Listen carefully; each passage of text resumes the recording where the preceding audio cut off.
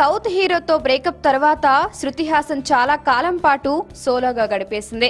అయితే రీసెంట్ గా బ్రిటన్ వెళ్లిన శృతి హాసన్ విదేశీ బాయ్ ఫ్రెండ్ ను సంపాదించుకుంది.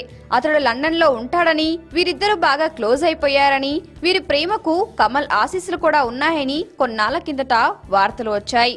అయితే తన ప్రేమ కథ గురించి శృతి హాసన్ ధృవీకరించలేదు. దాని గురించి ఆమె మాట్లాడనూ లేదు. ఇప్పుడు ఆసక్తికరమైన విషయం ఏమిటంటే శృతి విదేశీ బాయ్ ఫ్రెండ్ ఇండియాకు వచ్చాడు. మైకిల్ కోర్స్లే అనే అతడు ఇటాలియన్, లండన్ లో ఉంటాడు.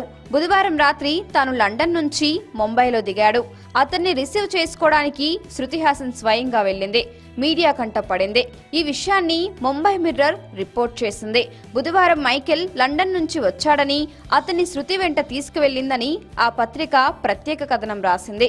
ప్రియుణ్ణి చూడగానే శృతి కంట్రోల్ చేసుకోలేకపోయినట్టుంది. అతడు కార్లోకి ఎక్కగానే గట్టిగా వాటేసుకుంది. ఈ సన్నివేశం కూడా మీడియా కంట పడి కెమెరాలో క్లిక్కుమన్నాయి.